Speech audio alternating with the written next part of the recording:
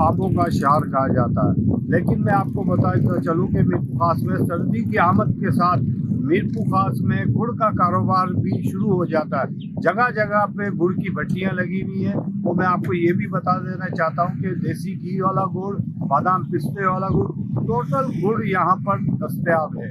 एक तो ये है कि जो चीनी है उसमें बहुत ज़्यादा केमिकल होता है, क्योंकि जो भी चीनी है जैसे गुड़ जो ज़्यादा सफ़ेद होता है उसमें केमिकल ज़्यादा होता है, तो वो चीनी जो है सेहत के लिए ज़्यादा मुज़र है। और गुड़ में इतना केमिकल नहीं होता। गुड़ में जो 2-3 अक़साम जो हैं, ज़्यादा जो काला गुड़ होता है वो ज़्यादा प्योर होता है, उसमें बहुत कम केमिकल होता है। वो ये जो शुगर के पेशेंट हैं वो अगर चाय में या दूसरे अपने खान पान में अगर यूज़ करते हैं तो उसको इतना कोई ज़्यादा नुकसान नहीं होता है। गुड़ हमारे को तो बहुत अच्छा लगता है। बाज़ार से नहीं लेते हैं, वो इधर से लाते हैं, क्योंकि इधर से ये वजह है जो उधर का गुड़ है जो ख़राब मिलता है, कचरा होता है। इसमें जो है बारी बारी नहीं है, इसमें जो है चमक बहुत होती है, इसमें मसाला घट होता है। ये खाने की चीज़ है, बच्चों को छोटू बच्चों को खिलाते हैं, बहुत मना जायके वाली चीज़ है। उसमें बुखार आता है, जहाँ का सर्दी होती है, ज़ुकाम वगैरह आता है, उसके लिए भी ये अच्छा है।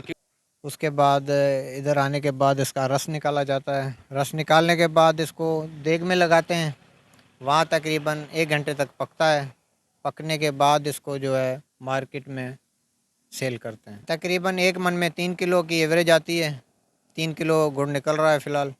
जैसे सर्दी बढ़ेगी उसके बाद जो है तकरीबन 3.5 पौने 4 का एवरेज आ जाएगा। हमारे पास तकरीबन कास्टिक वाला भी है, सादा भी है, ब्राउन कलर में। यहाँ के दुकानदारों ने गुड़ के फायदे भी बताए कि गुड़ के बहुत ज़्यादा फायदे हैं। बनिस्बत चीनी के गुड़ को पहले कदीमी दौर पर गुड़ को इस्तेमाल किया जाता था, गुड़ की चीज़ें बनाई जाती थी और उस दौरान जो लोग थे वो सेहतमंद भी थे।